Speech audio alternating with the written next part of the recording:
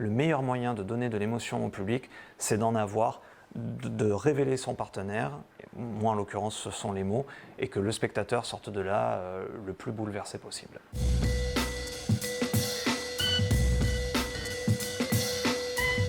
Je viens d'une famille qui n'est absolument pas du milieu du théâtre. Vraiment, je viens du sud de la France. J'ai grandi dans une petite ville entre Arles, Avignon et Nîmes. J'étais en CE2, on avait fait un atelier théâtre avec notre institutrice parce qu'elle avait un surneveu qui faisait du théâtre. Elle s'était rendue compte que ça lui avait permis de vraiment, qui était très timide, ça lui avait permis de gagner confiance en lui et tout ça. Et à la fin de ce spectacle, le directeur du théâtre de l'époque, connaissant mes parents, tombe dessus par hasard, oh, ça va, très bien. Puis c'est super, ces trucs, parce que des fois tu peux repérer des gamins, il y en a un là, il est vraiment top et tout. Et en fait, il parlait de moi sans savoir que j'étais leur fils. Donc, mon papa, il dit Arnaud, tu veux pas faire du théâtre et tout? Non. Et moi, je voulais faire du foot parce que dans la cour d'école, on va pas chercher l'intello, on va chercher celui qui joue bien à la balle. On va voir une opérette et il y avait un garçon qui jouait, qui avait quasiment mon âge. Et au moment des saluts, mon père il me dit bah, tu vois Arnaud, si tu avais fait du théâtre, peut-être que ce soir, c'est toi qui serais sur scène en train d'être applaudi plutôt qu'être assis dans la salle. Et là, mon ego, il n'a pas du tout aimé. Je me suis dit quoi? Bah moi aussi moi aussi tu vas voir que je peux faire du théâtre.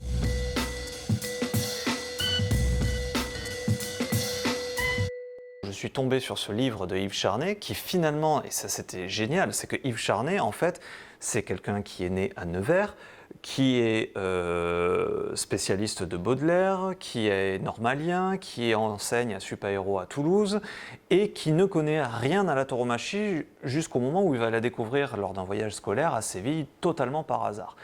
Et du coup, on a cette découverte d'un Béotien et cette aventure dans ce monde nouveau pour lui, avec une qualité littéraire extraordinaire. Et il se trouve que le torero auquel il s'intéresse est un ami. J'ai dit, voilà, trouvons un grand acteur, pas Arnaud Agnel, quoi.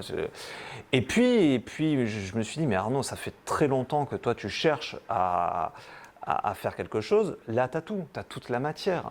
Donc, vas-y mon grand, maintenant, montre qui tu es, puisqu'on est toujours sur... prends ton destin en main, prends ton courage et prends le taureau par les cornes et fais ça. Je me suis dit, eh bien, je vais le faire comme le fait mon papa de théâtre, à savoir Philippe Cobert, c'est-à-dire que je vais être seul sur scène, avec juste une chaise, au même titre que les toreros se retrouvent seuls dans l'arène avec le taureau. Il n'y a rien d'autre, quoi. Ils n'ont pas le décor, ce sont les arènes, mais voilà, eux, ils sont au milieu de la piste et ils se démerdent avec ça.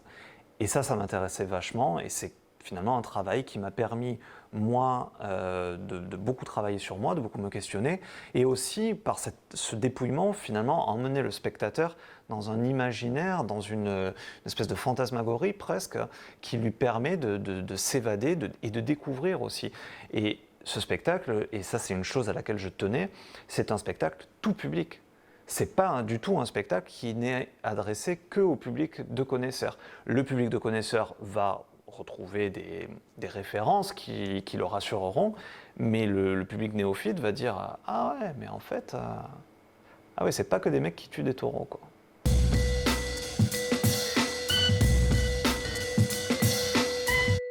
Je suis tombé dans la marmite quand j'étais petit. Mon papa est complètement dans ce milieu-là.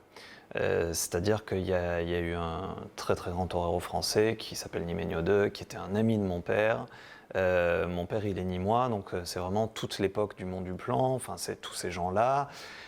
Moi j'ai baigné au milieu de la tauromachie, des livres de taureaux, des photos, des peintures, enfin voilà, j'étais vraiment né dans ce milieu. J'ai grandi avec des petits qui étaient des enfants de gens qui étaient aficionados et voilà, et il y a un truc qui est très simple, qui est comme des gamins qui jouent, bah oui, nous on jouait au taureau, quoi. Quand j'étais gamin, je taurais mon chat, enfin je veux dire, c'est-à-dire que j'avais pris un chiffon de ma mère, que j'avais mis sur un bois avec une punaise pour que ça tienne, j'avais accroché une ficelle à rôti au milieu et je taurais mon chat. Ça raconte plein de choses de l'enfance, de l'innocence et de la pureté, quoi, quelque part des émotions.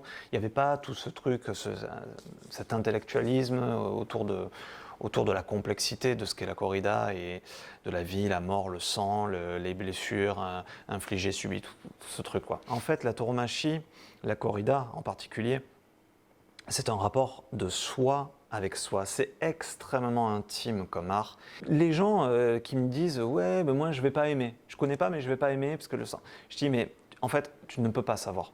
Tu as une idée préconçue sur un art qui est complètement déraisonnable et tu ne sais pas ce que tu vas ressentir. Vois et tu verras. Et après, bah, ce qui est mon cas, hein, on commence à vraiment connaître les comportements des taureaux en fonction de l'arbre généalogique, de ce qu'on appelle les encastes, les terrains des taureaux, comment il faut se positionner, comment on tient la moulette, est-ce qu'on la met à mi-hauteur. En fait, il y a tout un bagage technique qu'on acquiert, qu'on découvre, et en fait, c'est infini.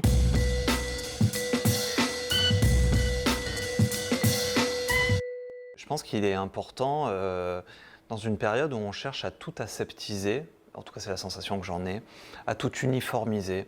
Je crois que ce qui fait la force et la beauté des choses, c'est justement les aspérités, justement ce qui est un peu différent, ce qui est pas simple. C'est une discipline, dirons-nous, si ce n'est pas un art, qui a des aspérités et qui crée des émotions.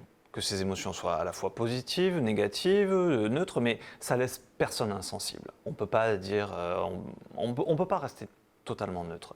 Et ça faisait très longtemps que j'avais envie de faire un spectacle autour de l'univers de la tauromachie, parce que c'est un univers que je connais bien, que je trouve qui est décrié à tort, et qui est décrié de manière erronée, en fait, par ceux qui n'y connaissent rien se permettent de raconter tout là-dessus et surtout n'importe quoi. Et j'avais envie d'emmener le spectateur à une connaissance qui est celle que je connais, qui est une connaissance de l'intime, de la complexité, et justement, c'est un éventail qui est très très large, c'est un spectre qui est très large, la tauromachie.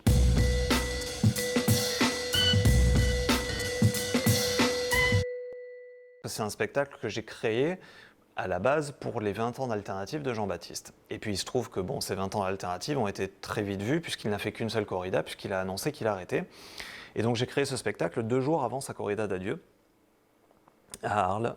Arles, ça a été une chose que j'ai jamais vécue et je ne sais même pas si je le revivrai un jour dans ma vie en tant qu'acteur ou spectateur. C'est-à-dire que dès le premier salut, il y a eu toute la salle, 300 personnes, debout d'un seul bloc. Standing ovation pendant 10 minutes, c'était dingue. Et même en tant que spectateur, je n'ai jamais vécu ça. Et bon, moi je me suis dit, ouais, c'est les gens, voilà, c'est parce que c'est de circonstances et tout. Reste tranquille, Agnel, t'emballe pas, voilà.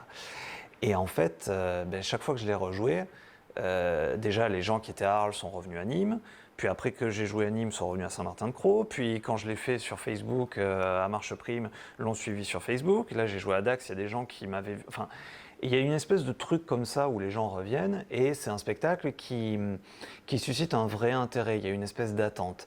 Donc au début ça me faisait peur, parce que je me disais, voilà, il faut être à la hauteur de cette attente. J'ai toujours une certaine angoisse, bien sûr, mais maintenant, j'ai envie d'être à la hauteur du plaisir qu'attendent de recevoir les gens. Et ce qui est vraiment génial, c'est surtout toutes les personnes qui ne sont pas spécialement en accord avec la corrida et qui disent mais c'est un spectacle extraordinaire. Et c'est vrai que là, jeudi, l'accueil, il a été formidable. Enfin, vraiment, c'était là depuis jeudi. Chaque fois que je vois des gens dans la ville, c'était génial, j'ai vu, quelle performance. Ou alors des gens qui me disent non, je l'ai pas vu, mais tout le monde m'en parle, il paraît que c'est extraordinaire. Ça fait plaisir, mais après, j'en tire aucune gloire, si vous voulez.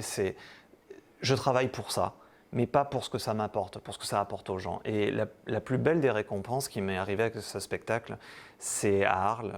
Et ça, c'est quelque chose de bouleversant.